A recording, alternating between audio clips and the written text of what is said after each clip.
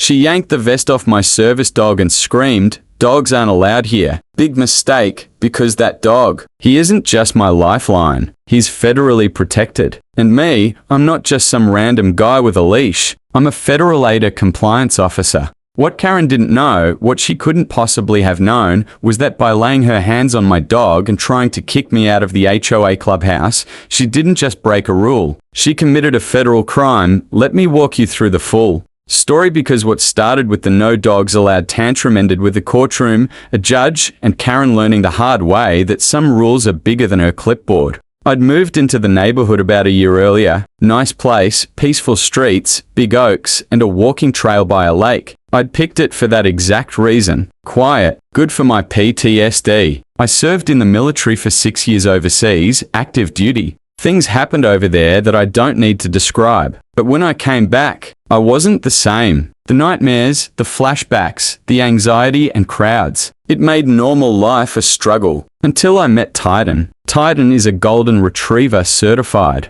through a federal program as a PTSD service dog. He alerts me before panic attacks, blocks me in crowded spaces, even wakes me from night terrors. He isn't a pet, he's medical equipment with a heartbeat. Everywhere I go, Titan goes, including unfortunately into the crosshairs of the HOA. Specifically Karen. Karen was the HOA president. Or at least she called herself that. From what I gathered, no one actually voted her in. She just sort of claimed a role one day and started enforcing rules like she was a one-woman army. Tall, thin, bleach blonde, with that strange smile that says, "I will report you to every agency in existence." She had a walkie-talkie and a whistle, and she loved to yell about decorative flags violating color code or mailboxes 2 into high. I did my best to avoid her. Most people did, until the day of the community mixer. It was supposed to be a harmless afternoon. Some light snacks, iced tea, a few folding chairs set up near the clubhouse patio. I thought it'd be good for me to socialize a bit. Titan wore his official vest, clearly marked, "Service animal. Do not pet." We stepped into the clubhouse, and that's when I saw the expression. Karen spotted Titan and stiffened like she'd just seen a wolf. "No dogs," she barked, pointing a long red fingernail toward the door. I stayed calm. "He's a service dog." "Nope, doesn't matter. Clubhouse rules say no animals, period. He's protected under the Americans with Disabilities Act," I said evenly. "It's a federal law." Karen crossed the room like a missile and stopped inches from me. "You can't just say he's a service dog to bring your pet in here. I've seen people try that trick before." I reached into my jacket and pulled out my documentation, my federal ADA identification and Titan certification papers. Karen didn't even look. Instead, she reached out, grabbed Titan's vest and yanked. Titan yelped, stumbled backward, and looked up at me for guidance. "Take it off. He's not staying." I froze. "You want to trigger a combat vet's fight or flight? Try assaulting the only thing keeping them anchored."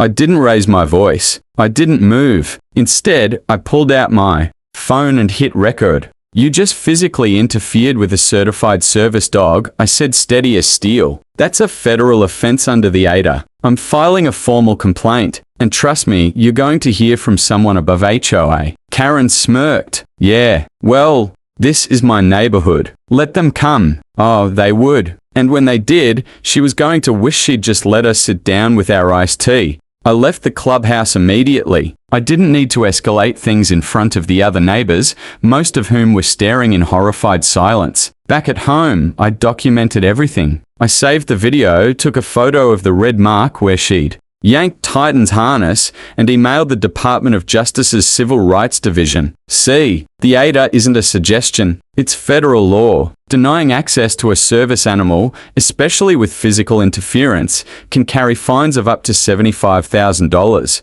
for a first offense. And when you assault the animal, yeah, that gets worse. I filed an official complaint under Title II and Title III of the ADA, complete with video evidence and medical documentation. But I didn't stop there. I also contacted the Hose Corporate Filing Office, the local ADA coordinator, and a journalist, friend of mine who covers civil rights issues in small towns. Within 48 hours, I got a call from the DOJ confirming receipt. They were opening an investigation. But Karen had no idea. Not yet, because she decided to double down. 2 days after the incident, I received a violation notice from the HOA. It said unauthorized animal brought onto HOA property in violation of community rules, subject to disciplinary review and fine of $250. She was trying to fine me for being federally protected. The next day, she had the nerve to stop by my driveway as I returned from the grocery store with Titan. She sneered and said, "Still dragging that dog around, huh? Might want to check your mailbox. We're just getting started." I smiled back. Funny. The Department of Justice said the same thing. Her face lost just a little color. I didn't elaborate. I didn't have to. That night, I got an email.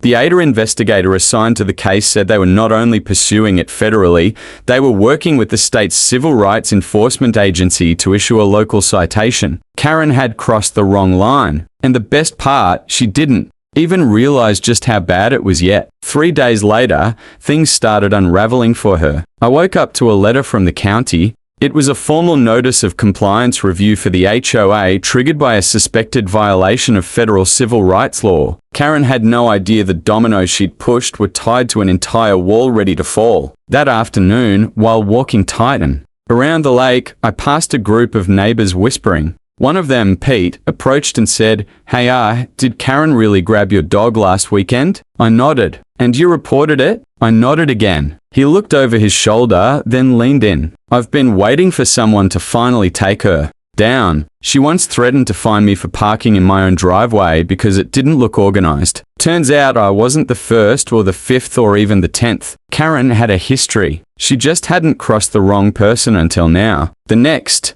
day, flyers started appearing in mailboxes. Know your rights. ADA protections for residents with disabilities. They were sent anonymously, but I knew who coordinated it. My ADA field rep had confirmed it. The flyer explained that HOA rules could never override federal law. It outlined the fines Karen could be facing and let people know how to file their own complaints. Karen exploded. She showed up at my door, red-faced and fuming, holding the flyer. This is libel, defamation. I'm the HOA president. I calmly said, "You were." "Not anymore." Because while she was yelling at me, something else had happened. A special meeting had been called by a majority of the HOA's voting members, quietly behind her back, and they had voted to suspend her authority pending the results of the investigation. That night, someone posted a video to the community Facebook group. It was the footage the moment she grabbed Titan's vest, his yelp, her voice yelling that service dogs aren't real. It went semi-viral, shared outside the neighborhood, reposted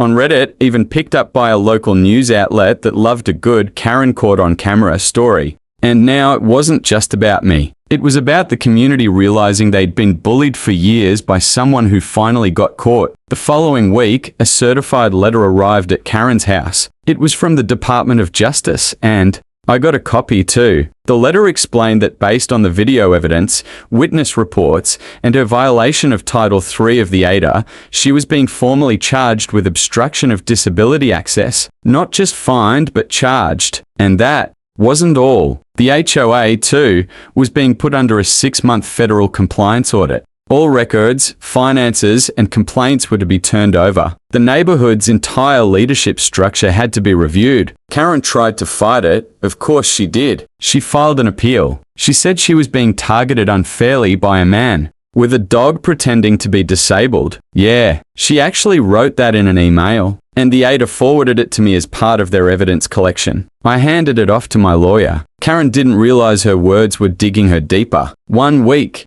later, I got a call. The County ADA Enforcement Office wanted me to attend a hearing as a key witness in the case, and I accepted. When I arrived at the hearing, Karen was already seated, arms folded, expression sour. The board members, DOJ reps, and ADA enforcement officers were calm and businesslike. The lead officer played the video. The room went silent. Then they read the law. Then they read the violation. And then they read the fine. Karen had to pay $50,000 in damages, not just to me, but to the HOA as well for the legal trouble her actions caused the neighborhood. She stammered, "I was just trying to enforce order." The officer said coldly, "You enforced personal bias, not law. That ends now." Karen was stripped of any HOA authority permanently, banned from all decision-making roles, and given a formal warning that any further violation would be treated as criminal harassment under federal law. I walked out of that hearing and looked down at Titan. He wagged his tail like he knew exactly what just happened. And in a way, he did. The story didn't end there. 2 months later, a letter arrived from the DOJ. It was a formal invitation asking